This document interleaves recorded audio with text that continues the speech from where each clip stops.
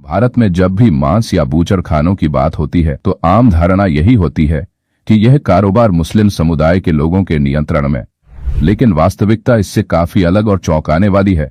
भारत ही नहीं बल्कि पूरे एशिया में मीट एक्सपोर्ट के क्षेत्र में शीर्ष पर बैठे कई उद्योगपतियों का धर्म, जिसे आम जनता शायद आखिरी में सोचे हिंदू है। इस रिपोर्ट में हम आपको 5 ऐसे विशाल बूचर खानों की जानकारी देंगे जिनके मालिक हिंदू हैं, लेकिन जिनके ब्रांड मुस्लिम नामों से चलते हैं।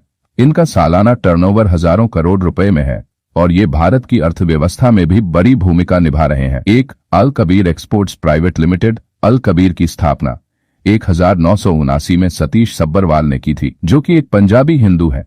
दिलचस्प बात यह है कि अल कबीर नाम से लोग इसे मुस्लिम कंपनी समझते हैं, लेकिन इसकी पूरी प्रबंधन टीम और मालिकाना हक हिंदू समुदाय के पास है। 400 एकड़ में फैले इस बूचर खाने में अत्याधुनिक स्लॉटरिंग और प्रोसेसिंग प्लांट है, जो ईसो और हलाल दोनों सर्टिफिकेशन से मान्यता प्राप्त है। यहाँ हजारों लोगों को रोजगार भी मिला है।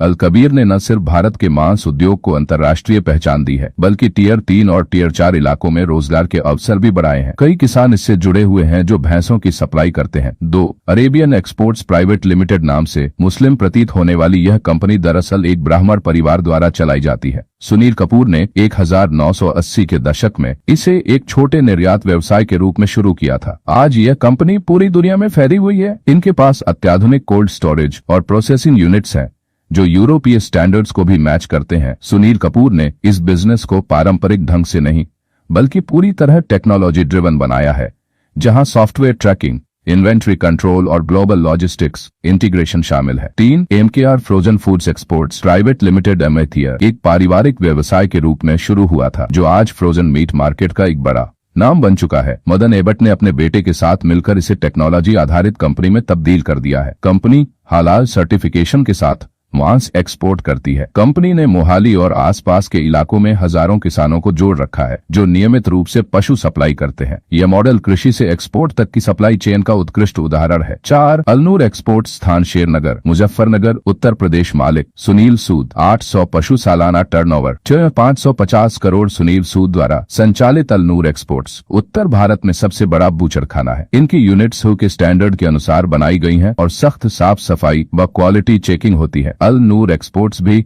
हलाल सर्टिफाइड मांस निर्यात करता है।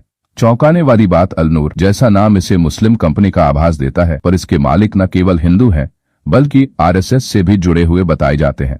5, एओबी एक्सपोर्ट्स प्राइवेट लिमिटेड स्थान उन्नाव, उत्तर प्रदेश। मालिक ओपी अरोड़ा और आईएसओ सर्टिफाइड है। कंपनी ने क्लीन मीट पर विशेष ध्यान दिया है। हलाल प्रक्रिया के तहत कटान कर वह मुस्लिम देशों में बड़े पैमाने पर